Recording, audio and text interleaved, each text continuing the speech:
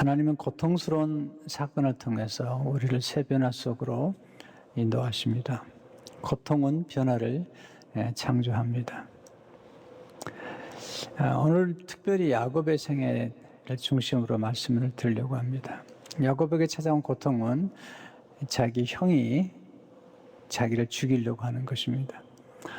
오늘 야곱이 잘못했죠. 야곱이 팥죽 한 그릇으로 형의 장자권을 사고 또 형이 받아야 될 축복 기도를 속여서 아버지를 속여서 축복 기도를 받게 된 것입니다. 그 결과를 아시죠? 그래서 에서가 동생 야곱을 죽이려고 계획을 세웁니다. 그 소식을 들은 리브가가 아들을 불러서 야곱을 불러가지고 이제 외삼촌 라반의 집으로 피신하라 그렇게 부탁을 하죠.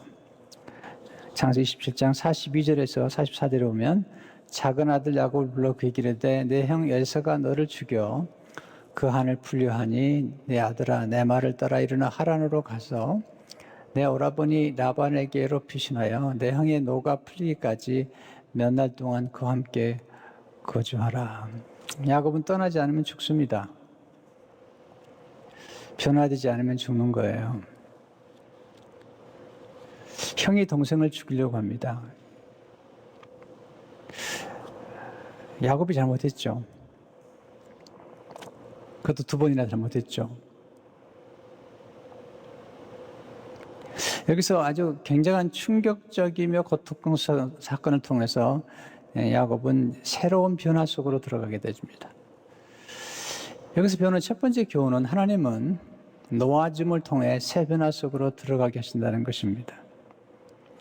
우리 야곱의 변화가 어떻게 이루어지는가를 좀 보면서 변화가 어떻게 우리 삶 속에 찾아오는지, 변화가 얼마나 중요한지 우리가 보면서 이해를 하면 좋겠습니다. 첫째로 변화는 생존의 여부가 달려있는 문제입니다. 어떤 변화는 별로 중요하잖아요. 어떤 변화는 생존의 문제와 관련되어 있습니다. 생사의 문제. 야곱의 경우는 에서를 피해 도망가지 않으면 죽습니다. 모으면 죽고 떠나면 사는 것이죠. 여기서 중요한 원리가 있습니다. 변화를 위해서는 현실을 직시하는 것이 중요합니다. 또한 이 변화를 위해서는 직면한 심각한 문제를 인정하는 것이 중요합니다. 변화를 문제가 있는 거잖아요. 지금 형이 에서가 지금 야곱을 죽이려고 하는 건데 이건 진짜 심각한 문제인데 괜찮아요. 괜찮지 않아요. 피하지 않으면 죽어요. 변화는 문제를 인정하는 사람에게는 축복의 기회를 제공해 줍니다.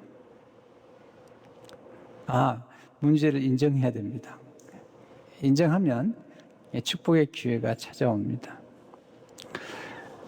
리브가의 탁월한 점은, 그러니까 야곱의 어머니죠. 리브가의 탁월한 점은 현실을 인정했다는 거예요. 그 문제의 심각성을 인정했다는 것입니다. 탁월한 인물들은 분별이 탁월합니다. 분별력이라는 것은 문제를 있는 그대로 보는 것입니다. 많은 분들이 자신의 문제를 몰라요. 문제를 알아도 인정하려고 들지 않아요. 그래서 변화가 없고 그 변화를 추구하지 않다가 마치 실험실에 들어가 있는 그런 개구리처럼 서서히 죽어가는 것입니다. 2번째, 변화에서 가장 중요한 것은 타이밍입니다. 타이밍. 리브가는 정말 대단한 여인입니다. 에서가 야곱을 죽일 것을 알았습니다. 그녀가 한 일은 즉시 자기 아들을 피신시키는 것입니다. 아주 중요한 건 타이밍입니다. 그러니까 이 리브가가 자기 아들을 지금 피신시키기 위해서 아주 즉각적으로 움직이거든요. 오늘 그 모습이죠. 이삭을 떠나서 이제는 삼촌 라반의 집으로 가는 겁니다. 오늘 그 장면이 오늘 28장, 창세기 18장 10절의 장면이죠. 야곱이 부엘세바에서 떠나 하란으로 향하여 가더니, 네, 그 장면입니다. 기가 막힌 이별이죠. 그러나 기가 막힌 타이밍이 있는 것입니다. 이 타이밍을 놓쳤다면 가인이 아벨을 죽인 것처럼 에서가 야곱을 죽였을 것입니다. 여러분, 압살롬이 다윗의 왕좌를 빼앗았을 때 다윗은 알았습니다. 자기 아들이 자기를 죽일 수 있다는 것을 알았습니다. 그는 왕좌를 내려놔 버립니다. 그 타이밍을 놓치지 않습니다. 압살롬의 반역 소리를 듣자마자 도망가 버립니다. 이게 다윗이 지혜로운 사람입니다. 현실을 직시할 줄 알았습니다. 아니, 아버지가 아들을 아닙니다. 다윗은 절대 그렇게 생각하지 않습니다. 왜냐하면 자기의 장인어른이 사위를 죽이려고 했잖아요. 장인이 사위를 죽이려고 했잖아요. 다윗은 빨리 도망갑니다. 타이밍을 놓치지 않습니다. 사무엘상 15장 14절을 보니까 다윗이 예루살렘에 함께 있는 그의 모든 신하들에게 이르되 일어나 도망하자. 그렇지 아니하면 우리 중 한 사람도 압살롬에게서 피하지 못하리라. 빨리 가자. 들었건대 그가 우리를 급히 따라와 우리를 해하고 칼날로 성읍을 칠까 하노라. 그는 도망가는 걸 부끄러워하지 않습니다. 도망가는 모습이 참 처참해요. 그러나 그는 처참하기보다는 살아남기로 결정한 것이죠. 사무엘상 15장 30절을 보게 되면 다윗이 감람산으로 산길로 올라갈 때 왕입니다. 그의 머리를 그가 가리고 맨발로 울며 가고 그와 함께 모든 백성들도 각각 자기의 머리를 가리고 울며 올라가니라. 그 대단한 다윗이 그 아들의 반역 앞에서 모든 걸 내려놓고 도망가는 겁니다. 그것도 울면서. 다윗은 떠나야 될 타이밍을 알았다는 것입니다. 그는 주저하지 않습니다. 만약에 이 타이밍을 놓쳤다면 그는 죽었을 것입니다. 자, 여기서 배우는 아주 중요한 교훈들이 있습니다. 변화의 타이밍을 포착할 때 죽지 않고 살아남을 수 있습니다. 변화의 타이밍을 잘 포착할 때 많은 손실을 죽일 수 있습니다. 많은 손실을. 여러분, 타이밍을 잘 포착할 때 재기의 기회를 마련할 수 있습니다. 다시 한 번의 기회가 주어지는 것입니다. 다윗처럼, 야곱처럼. 또는 변화의 타이밍을 잘 포착할 때 위기를 기회로 만들 수가 있는 것입니다. 많은 분들이 타이밍을 놓쳐요. 아주 적합한 타이밍이 중요한 겁니다. 저는 타이밍에 아주 민감한 사람이에요. 왜냐하면 지도자가 된다는 것은 타이밍이 모든 것을 결정한다는 것을 알기 때문이에요. 세 번째, 새 변화는 노아줌을 통해서 시작되죠. 노아줌, 새 변화는 리브가는 야곱을 살리기 위해서 놓아져 버립니다. 여러분, 리브가가 얼마나 야곱을 사랑했는지 알잖아요. 그 아들을 놓아버리는 거예요. 야곱이 장자권을 샀잖아요. 그 장자권을 놔버리는 겁니다. 본인이 팥죽 한 그릇을 샀지만 다 놔버리는 거죠.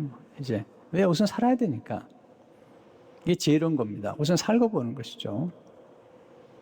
그런데 그 놓아줌이 나중에 축복이 되죠. 놓아줌이 뭐죠? 놓아줌은 집착을 내려놓음으로 경험하는 자유입니다.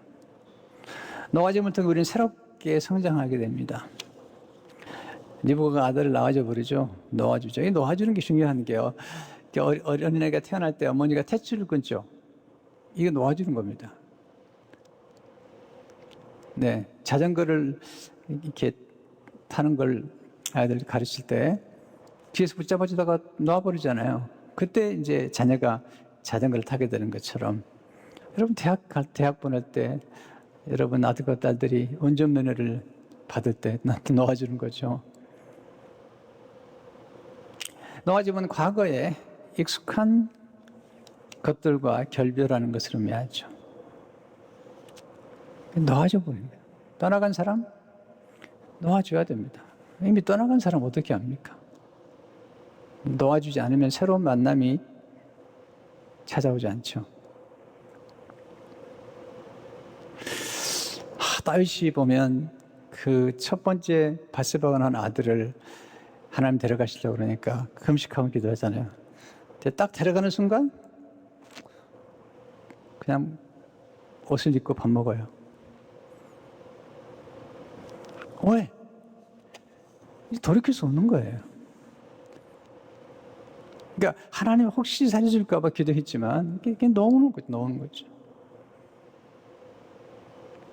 예, 그랬더니 이제 솔로몬이 태어나잖아요.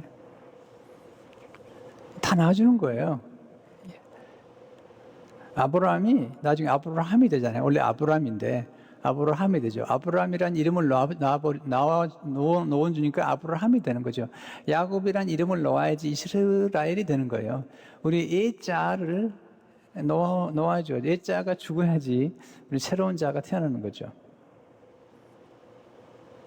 한 번만 넣어주면 되는 게 아니고요. 우리 평생 동안 계속 놓아주는 일을 하는 거예요. 우리 쓰레기를 날마다 한 주에 한 번씩 버리잖아요. 네, 그런 것처럼 우리의 삶 가운데 놓아줄 게 참 많아요. 그래야지 우리가 날마다 새로워질 수 있는 것입니다. 두 번째, 하나님은 외로움을 통해서 새 변화 속으로 들어가게 하시죠. 외로움을 통해서. 야곱이 엄마 품에서 잘 지냈거든요. 이제 혼자 떠나게 됩니다. 외롭습니다. 이 11절을 보시면 오늘 본문에 보시면 한 곳에 이르러서는 해가 진지라 거기서 유숙하려고 그곳에 한 돌을 가져다가 베개로 삼고 거기에 누워 자더니 생각해 보세요. 부모를 떠났어요. 가진 거는 지팡이밖에 없어요. 외롭죠. 근데 외로움이 나중에 축복이 됩니다. 왜 축복이 될까요? 외로움은 우리를 자기 자신과 대면하도록 도와줍니다. 자기를 만나는 게 중요한데 야곱은 자기 자신을 대면하지 않습니다. 여러분, 우리 생각 가운데 가장 어려운 건 자기를 진짜 대면하는 거예요. 자기 자신이 누군가를 아는 겁니다. 자기 실상을 알아야지 변화가 일어나는데 야곱은 안 그랬거든요. 외로움이 변화를 낳습니다. 고독한 장소에서 우리는 변화됩니다. 왜? 거기서 우리는 침묵하게 되죠. 외로우니까 침묵할 수밖에 없다. 누군가가 얘기할 사람이 없으니까 침묵하는데 거기서 하나님의 음성이 들립니다. 하나님을 만납니다. 이게 이제 변화를 창조하는 것이죠. 외로움이 우리를 하나님을 만나도록 도와주잖아요. 야곱이 어머니 함긴 동안에 하나님 못 만났거든요. 여러분, 우리가 너무 분주하면 하나님 만날 수 없습니다. 너무 내가 머리를 자시잖아요. 그럼 하나님 만날 필요가 없는 거죠. 자, 세 번째, 하나님은 낯선 만남을 통해서 우리를 축복해 주신다는 사실입니다. 야곱이 길을 떠나서 낯선 땅에 도착하죠. 창세 29장 2절에 보니까 야곱이 길을 떠나 동방 사람의 땅에 이르러 동방 사람의 땅에 이르렀습니다. 거기 사람들이 모였습니다. 우물가에 모였습니다. 묻습니다. 나홀의 손자 라반을 아느냐? 그랬더니 그 사람 얘기합니다. 그 딸 라헬이 지금 양떼를 몰고 지금 물을 먹이러 온다고 얘기합니다. 하나님 놀라운 섭리죠. 길에 떠났더니 하나님이 만남을 예비하시는 거죠. 야곱이 그냥 라헬을 보는 순간 한눈에 반해버립니다. 29장 10절 12절을 보니까 야곱이 그의 외삼촌 라반의 딸 라헬과 그의 외삼촌의 양을 보고 나아가 우물 아기에서 돌을 옮기고 외삼촌 라반의 양떼에게 물을 먹이고 그 라헬에게 입맞추고 소리내어 울며 그에게 자기가 그의 아버지의 생제리오 리브가의 아들됨을 말하였더니 라헬이 달려가서 그의 아버지에게 알리며 참 대단한 사람입니다. 그냥 뭐 보자마자 가서 입맞추고 또 울기도 하고요. 그럴 때 또 이 라헬도 대단해요. 또 달려가가지고 자기 아버지한테 얘기하잖아요. 라헬이 달려가서 아버지에게 말리며 그때 또 라반도 달려옵니다. 13, 14절에 보니까 라반이 그의 생질 야곱의 또 달려와서 근령접하에 안고 입맞추며 자기 집으로 인도하였더니 야곱이 자기의 모든 일을 라반에게 말하며 라반이 이르되 너는 참으로 내 혈육이로다 하였더라. 대단한 집안이에요. 주로 달려다녀요. 열심히 달려다니고 입맞추고 그냥 네.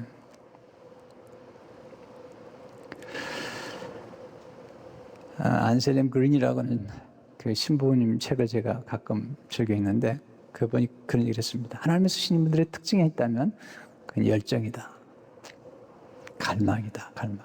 대단한 열정이죠. 야곱 보면 대단한 열정을 가진 인물이죠. 나중에 이제 삼촌 라반 얘기하죠. 며칠 지내다가 한 달쯤 지나니까 우리 집에서 일을 하는데 품삯을 좀 정하면 좋겠다. 그랬더니 야곱이 얘기하죠. 저 품삯 필요 없습니다. 네, 라헬을 주십시오. 7년을 섬기겠습니다. 야곱은 대단히 목표지향적인 사람이에요. 하나님 주신 인물들의 대부분이 목표지향적입니다. 대단합니다. 그에게 목표가 있었죠. 부모님이 얘기했죠. 외삼촌 라반의 집에 가서 아내를 맞이하라. 딱 보는 순간 이 라반에게 두 딸이 있는데 하나는 레아고 하나는 라헬이잖아요. 성경은 레아의 모습을 이렇게 기록하고 라헬의 모습을 이렇게 기록하고 있습니다. 창세기 29장 16절 18절 보니까 라반에게 두 딸이 있으니 언니 이름은 레아요 아우의 이름은 라헬이라. 레아는 시력이 약하고 라헬은 곱고 아름다우니 야곱이 라헬을 더 사랑함으로 대답하되 내가 외삼촌의 작은 딸 라헬을 위하여 외삼촌에게 7년을 섬기리이다. 야곱이 레아를 아주 싫어했느냐? 그렇게 설명하지 않아요, 성경은. 야곱이 라헬을 더 사랑했다는 거죠. 레아를 아주 싫어한 건 아닌 것 같아요. 성경이 정확하거든요. 야곱이 라헬을 더 사랑함으로.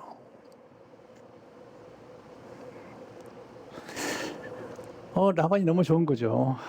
일시키고 또 결혼도 시키고. 그래서 19절에 이렇게 얘기하죠. 29절 19절에 라반이 이르되 그를 내게 주는 것이 타인에게 주는 것보다 나으니 나와 함께 있어라. 그 다음 얘기가 좀 놀라워요. 20절 야곱이 라헬을 위하여 7년 동안 라반을 섬겼으나 그를 사랑하는 까닭에 7년을 며칠같이 여겼더라. 대단한 사랑의 힘이죠. 대단한 사랑의 힘이죠. 7년을 며칠만큼 여겼습니다. 다 잊어버려요. 라헬 때문에. 이게 사랑의 힘이죠. 새로운 변화 속에 들어가서 우리가 사랑을 경험할 수 있다면 그건 놀라운 에너지를 얻게 되죠. 사랑은 변화를 일으키는 거대한 에너지입니다. 사랑은 과거를 잊게 해줍니다. 사랑하면 시간을 초월해버리죠. 사랑하는 두려움이 없어요. 사랑은 모든 두려움을 정복해버립니다.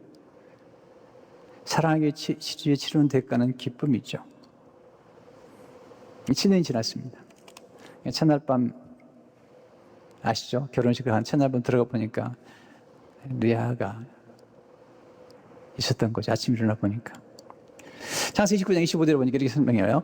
야곱이 아침에 보니 라반에게 이르되 외삼촌이 어찌 내게 이같이 행하셨나이까? 라헬을 위하여 외삼촌을 섬기지 않는 외삼촌이 나를 썩으시면 어찌 됨이니까? 야곱을 제대로 만났습니다.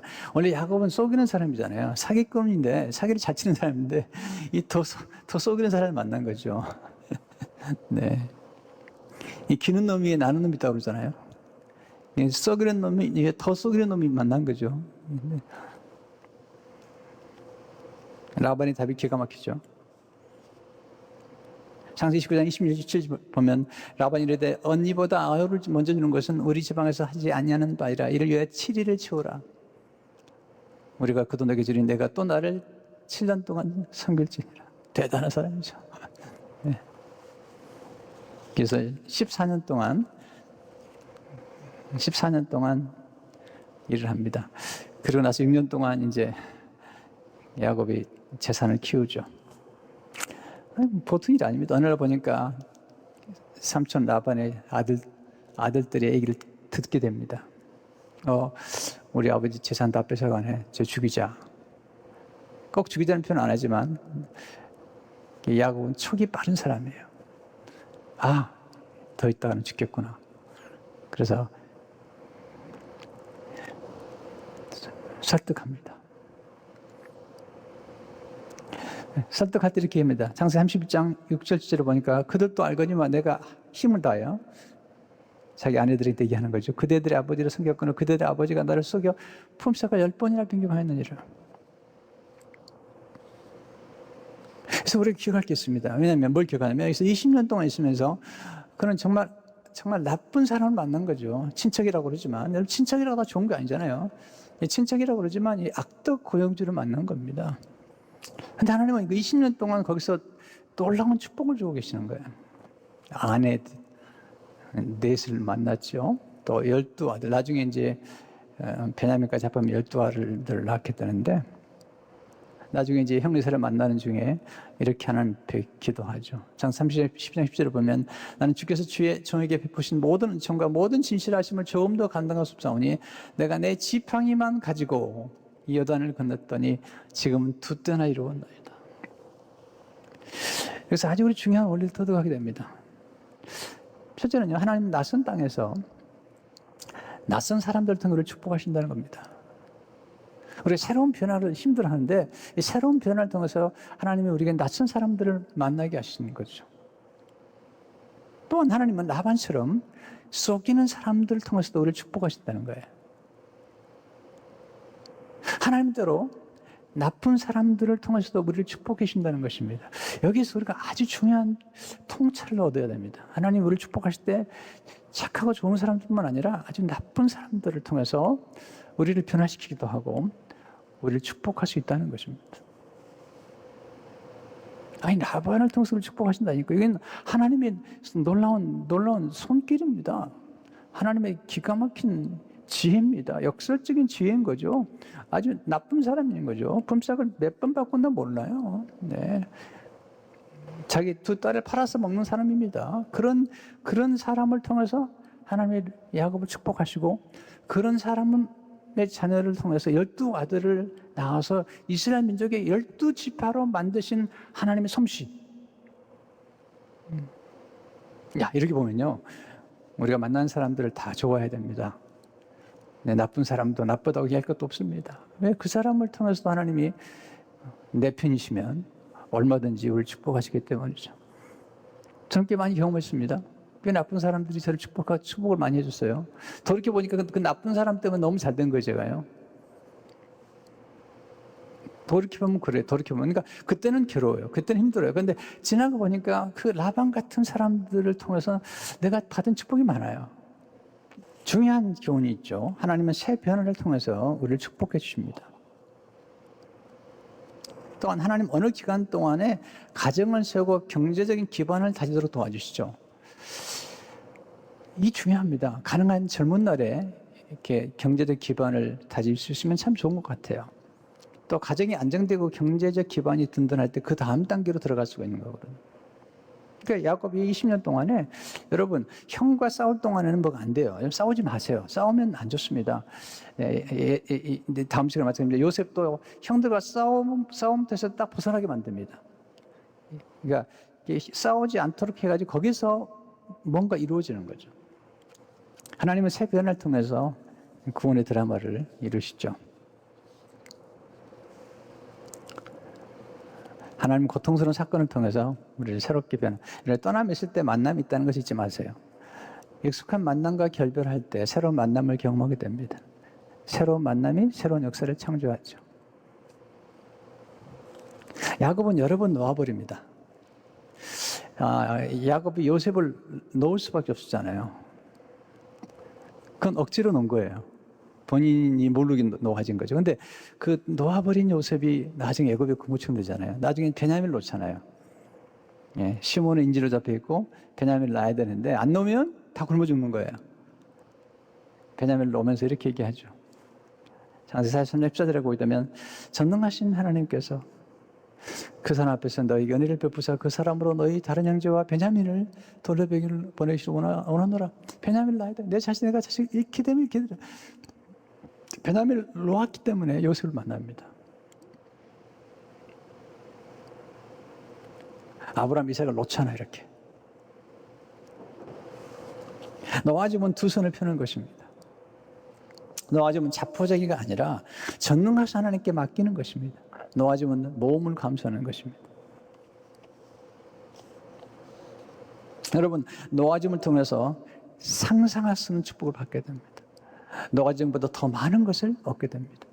놓아짐을 통해 새로운 축복의 문이 열리게 됩니다.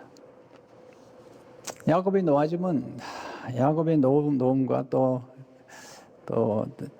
리브가가 놓아진 것, 새로운 변화는 그냥 거기서 끝난 게 아니잖아요. 나중에 베냐민 놓아짐으로 요셉을 만나고, 그리고 야곱의 아들 유다가 거기서 살아나죠. 그리고 유다의 후손으로 예수님 모시죠. 우리가 구원을 받게 된 것입니다. 그리고 십자가가 우리에게 축복으로 온 것입니다. 십자가는 놓아주는 것이잖아요. 하나님 아버지께서 아들을 놓아주셨어요. 네. 하나님 아버지께서 아들을 놓아주셨습니다. 그리고 예수님이 십자가에서 자신의 생명을 하나님께 맡겼죠. 그래야 우리가 구원을 받은 것입니다. 놀라운 축복을 받은 것입니다. 놓아주는 것은 포기가 아닙니다. 놓아주는 것은 잃어버리는 게 아닙니다. 두 손을 펴므로써 더 놀라운 축복을 받는 것입니다. 이 진리를 깨달을 수만 있다면 우리 삶이 참 더 아름답고 축복되는 생각이 됩니다. 집착하지 마세요. 네, 우리는 다 떠날 사람들입니다. 네, 조금 더 자유를 필요가 있습니다. 그리고 정말 하나님을 신뢰해야 됩니다. 하나님이 얼마나 우리를 사랑하시는지, 충격적인 사건을 통해서라도 우리를 변화시켜서 축복하기를 원하시는 하나님. 오늘 말씀을 잘 들으시고 또 들으셔서 삶 속에 적용하는 가운데 놀라운 축복을 경험하시기를 주님으로 축원합니다.